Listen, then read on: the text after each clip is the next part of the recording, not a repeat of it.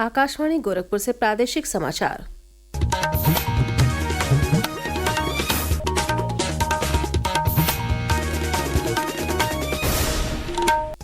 नमस्कार। समाचार बुलेटिन के साथ मैं सोनी निगम।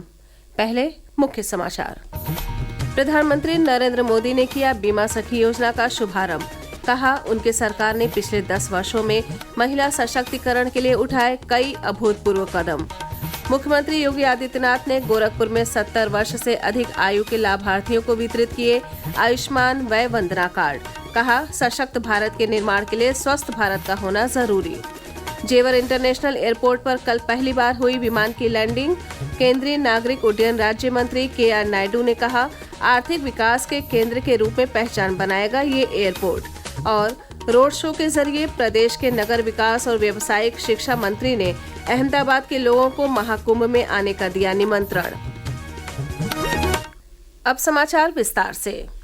प्रधानमंत्री नरेंद्र मोदी ने महिलाओं में वित्तीय साक्षरता और बीमा जागरूकता को बढ़ावा देने के लिए कल हरियाणा के पानीपत से बीमा सखी योजना का शुभारंभ किया। भारतीय जीवन बीमा निगम की इस पहल से 18 से 70 वर्ष तक आयु की महिलाओं का सशक्तिकरण होगा।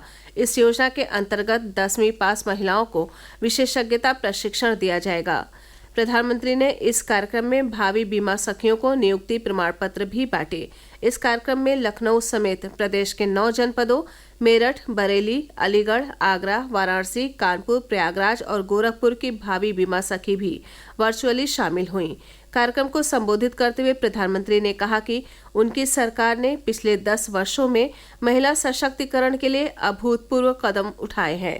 साथियों, गांव-गांव में बैंकिंग सुविधाएं पहुंचाने में हमारी बहनों ने ही बड़ी भूमिका निभाई है। आप कल्पना कर सकते हैं, जिनके बैंक खाते तक नहीं थे, वो अब बैंक सखी के रूप में गांव के लोगों को बैंकों से जोड़ रही है। बैंक में कैसे बचत होती है, कैसे लोन मिलता है, ये सब कुछ लोगों को सिखा रही है हमारी माताएं बहनें। ऐसी लाखों बैंक सखियां आज गांव में सेवाएं दे रही है।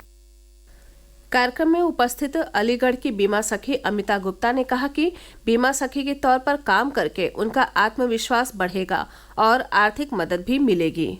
प्रधानमंत्री जी ने बीमा सखी योजना प्रारंभ की है। इससे मुझे जानकर बहुत खुशी हो रही है कि उन्होंने महिला के बारे में कुछ सोचा है, जिससे महिलाओं का सेल्फ कॉन्फिडेंस बढ़ेगा और जिससे उनके परिवार में भी सैलरी कुछ आ सकेगी, जिससे उनका घर परिवार चल सकेगा। इससे उनके लिए बहुत खुशी की बात है कि पहले कमीशन था खाली, अब इसमें सैलरी भी दी जा रही है। 3 साल के बाद उनका जैसे जैसे काम बढ़ता जाएगा, उनको और भी ज्यादा कमीशन मिलता चला जाएगा। इसके लिए धन्यवाद करती हूँ।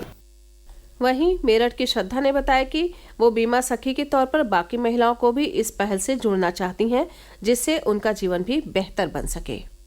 मोदी जी ये बीमा सखी वाला ये योजना शुरू कर रहे हैं, मैं भी इसमें जुड़ी। अब मैं इससे करके कुछ कमीशन भी पाऊंगी और मुझे महीने में इनकम भी होगी और आसपास की सभी महिलाओं को इससे जोड़कर कुछ अच्छा करना चाहती हूँ, उनकी शक्ति को बढ़ाना चाहती हूँ ताकि हमारे देश का भी विकास हो सके। इसके लिए मैं मोदी जी को धन्यवाद करती हूँ।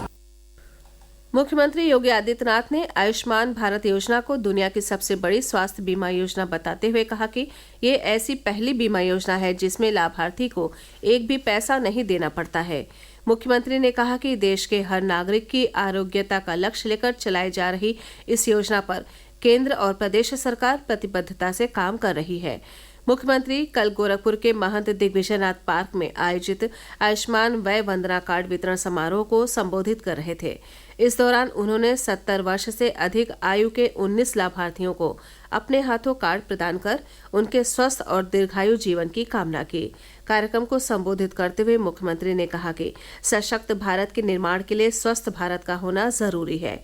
आयुष्मान योजना का सर्वाधिक लाभ उत्तर प्रदेश के लोगों को मिला है। उत्तर प्रदेश में अब तक देश के अंदर सर्वाधिक 5 करोड़ 25 लाख लाभार्थियों के गोल्डन कार्ड बन गए हैं। उत्तर प्रदेश के अंदर 9 करोड़ से अधिक लोग पात्रता की श्रेणी में आते हैं, जो आयुष्मान कार्ड की सूची में शामिल होकर के प्रतिवर्ष 5 लाख रुपए की स्वास्थ्य बीमा का कवर सरकार से प्राप्त कर सकते हैं और इसके लिए सरकार ने व्यापक प्रबंधन किए हैं। इससे पहले मुख्यमंत्री ने लखनऊ में किसानों के लिए आयोजित एक निजी कार्यक्रम में भी हिस्सा लेते हुए कहा कि प्रधानमंत्री नरेंद्र मोदी के नेतृत्व वाली सरकार ने किसानों के हित के लिए ईमानदारी से प्रयास किए हैं। प्रादेशिक समाचार आप आकाशवाणी गोरखपुर से सुन रहे हैं। ये समाचार बुलेटिन हमारे YouTube channel AIR news Gorakhpur और X हैंडल AIR न्यूज_GKP पर भी उपलब्ध है। जेवर के नोएडा इंटरनेशनल एयरपोर्ट पर कल पहली बार विमान की लैंडिंग की गई। इस दौरान केंद्रीय नागरिक उड्डयन राज्य मंत्री KR नायडू के साथ प्रदेश सरकार के वरिष्ठ अधिकारी मौजूद रहे। इस अवसर पर श्री नायडू ने कहा कि इस एयरपोर्ट के संचालन से क्षेत्र के विकास को गति मिलेगी और ये आर्थिक विकास के केंद्र के रूप में पहचान बनाएगा। ये प्रदेश का 5वां अंतर्राष्ट्रीय एयरपोर्ट है। नोएडा इंटरनेशनल एयरपोर्ट के CEO डॉक्टर अरुण वीर ने कहा कि एयरपोर्ट का निर्माण 3 साल 2 माह 11 दिन में पूरा हुआ है, जो अपने आप में रिकॉर्ड है। एयरपोर्ट पर विमान की सफलतापूर्वक पहली लैंडिंग पर मुख्यमंत्री योगी आदित्यनाथ ने खुशी व्यक्त की। उन्होंने सोशल मीडिया X पर लिखा है कि आज का दिन देश और उत्तर प्रदेश के लिए ऐतिहासिक है। प्रधानमंत्री नरेंद्र मोदी के मार्गदर्शन में विकास के रनवे पर नए भारत का नया उत्तर प्रदेश नई उड़ान भर रहा है। नोएडा एयरपोर्ट के रनवे पर कल दोपहर में दिल्ली से उड़ान भरने वाले व्यावसायिक विमान ने पहली लैंडिंग की, जिसका स्वागत वाटर कैनन से किया गया। नगर विकास एवं ऊर्जा मंत्री A.K. शर्मा और व्यावसायिक शिक्षा राज्य मंत्री कपिल देव अग्रवाल ने कल अहमदाबाद के लोगों को महाकुंभ में आने का निमंत्रण दिया। प्रदेश सरकार की ओर से दोनों मंत्रियों ने रोड शो और संवाद कार्यक्रम के माध्यम से गुजरात के जनप्रतिनिधियों, सामाजिक कार्यकर्ताओं, उद्यमियों और गणमान्य लोगों को महाकुंभ की तैयारियों, विशेषताओं और सुरक्षा के विशेष इंतजामों की जानकारी दी। प्रदेश में केंद्रीय कैबिनेट की ओर से 5 केंद्रीय विद्यालय खोलने के फैसले पर प्रदेश के खेल एवं युवा कल्याण मंत्री गिरीश चंद्र यादव ने केंद्र सरकार का आभार जताया है। श्री यादव ने कहा कि केंद्रीय विद्यालय खुलने से यहां शिक्षा के क्षेत्र में सुधार आएगा। जौनपुर में केंद्रीय विद्यालय की स्थापना की स्वीकृति हुई है। ये केंद्रीय विद्यालय के निर्माण में 33 करोड़ 43 लाख रुपए की लागत से लगभग बनेगा। इसमें 9 से 60 छात्र प्रवेश करेंगे और कुल लगभग 63 अध्यापक, प्रिंसिपल से लेकर 63 कर्मचारियों की इसमें भर्ती होगी। ये जौनपुर शिक्षा के क्षेत्र में बहुत अग्रणी जिला रहा है, लेकिन किसी न किसी कारण से ये केंद्रीय विद्यालय से अछूता रहा। ये सौगात मिलने से यहाँ के लोगों को पठन पाठन में सुविधा होगी। इसके लिए मैं देश के यशस्वी प्रधानमंत्री जी का धन्यवाद प्रकट करता हूँ। स्मार्ट इंडिया हैकाथॉन का 7वां संस्करण कल से देश भर के 51 केंद्रों पर शुरू होगा। केंद्रीय शिक्षा मंत्री धर्मेंद्र प्रधान वर्चुअली इस कार्यक्रम का उद्घाटन करेंगे। ये हैकाथॉन एक राष्ट्रव्यापी पहल है, जिसका उद्देश्य छात्रों को दैनिक जीवन में आने वाली गंभीर समस्याओं को हल करने के लिए एक मंच प्रदान करना है। स्मार्ट इंडिया हैकाथॉन के लिए इस बार 54 मंत्रालयों, विभागों, राज्य सरकारों, सार्वजनिक उपक्रमों और उद्योगों ने 250 से अधिक समस्याओं के बारे में विचार साझा किए हैं। ये अब तक का सबसे बड़ा संस्करण होगा। प्रदेश के सभी जनपदों में 14 दिसंबर को राष्ट्रीय लोक अदालत का आयोजन किया जाएगा।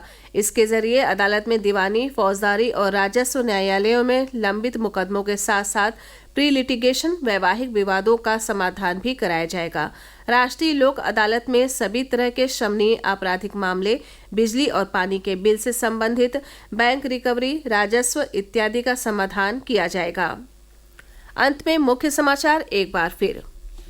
प्रधानमंत्री नरेंद्र मोदी ने किया बीमा सखी योजना का शुभारंभ। कहा, उनकी सरकार ने पिछले 10 वर्षों में महिला सशक्तिकरण के लिए उठाए कई अभूतपूर्व कदम। मुख्यमंत्री योगी आदित्यनाथ ने गोरखपुर में 70 वर्ष से अधिक आयु के लाभार्थियों को वितरित किए आयुष्मान वय वंदना कार्ड। कहा, सशक्त भारत के निर्माण के लिए स्वस्थ भारत का होना जरूरी। जेवर इंटरनेशनल एयरपोर्ट पर कल पहली बार हुई विमान की लैंडिंग। केंद्रीय नागरिक उड्डयन राज्य मंत्री KR नायडू ने कहा, आर्थिक विकास के केंद्र के रूप में पहचान बनाएगा ये एयरपोर्ट। और रोड शो के जरिए प्रदेश के नगर विकास और व्यावसायिक शिक्षा मंत्री ने अहमदाबाद के लोगों को महाकुंभ में आने का दिया निमंत्रण। इसी के साथ ये समाचार बुलेटिन समाप्त हुआ। नमस्कार।